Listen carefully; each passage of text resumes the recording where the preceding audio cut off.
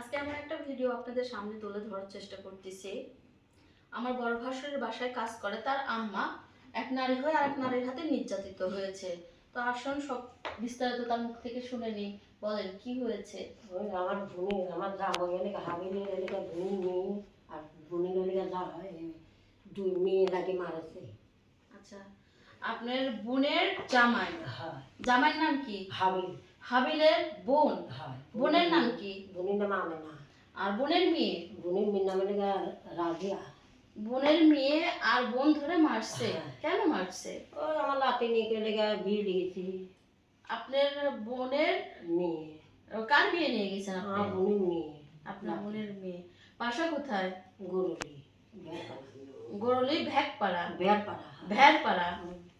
আচ্ছা আচ্ছা। আর ওই জামাইয়ের নাম কি বললেন? হাবিল। ভাবে আঘাত করছে।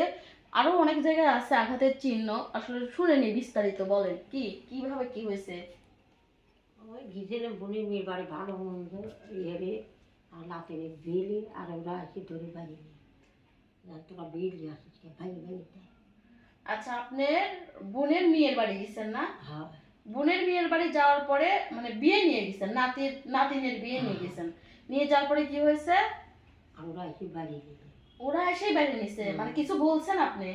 বলেছিলাম যে তোরা বিয়ে যেগুলা খায় আলু তা আমার নাতিনটা একটু বিয়ে দিল না কেন। আসলে উনি একটা সরল সোজা মানুষ।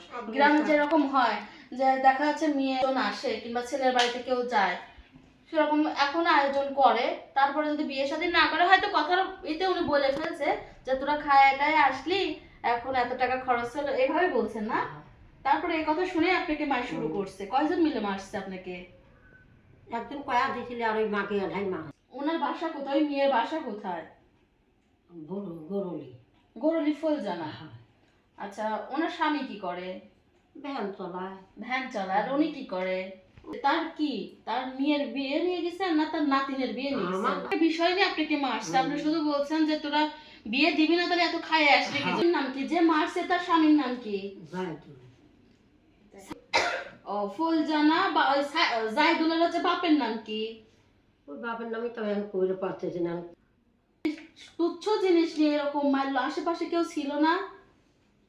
আসে সব কাজে মরে যাক ওর নাম কেস করছিল। আসলে উনি খুব সাদাসিধে মানুষ।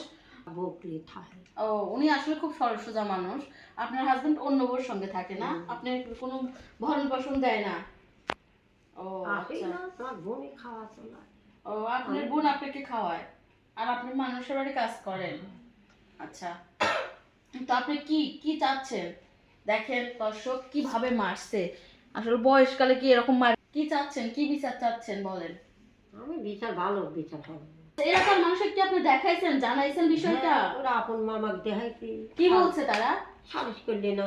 কেন করলো না? আমরা পারিনি। কেন বলছে? যে আমরা পারিনি আমার বোনের মেয়ের সাথে। ও, মানে ওই মেয়ের সঙ্গে কেউ পারে না? এলাকায় তো যত মাথা আছে প্রত্যেকটা এলাকায় যারা সালিশ বিচার করে, দেখানোর পর সালিশটা আমার মতে করে দেওয়াটা উচিত। কার দোষ কি কারণে, মানে মানুষ একটা কথা, এখন গ্রামের মানুষ অন্য একটা যত সরল সোজা মানুষ কথার কিন্তু একটু বলতেই পারে যে তোরা বিয়েটা দিল করলি না তাহলে এত টাকা খরচ করালি কি জন্য। এটা বিষয় করে যে তাকে এইভাবে মারলো, আসলে বিষয়টা খুবই খারাপ করছে। আচ্ছা, বিচার হোক নাকি? আচ্ছা ঠিক আছে, দেখা যাক কি হয়। আপনারও কমেন্টে জানাবেন আসলে কি করা উচিত।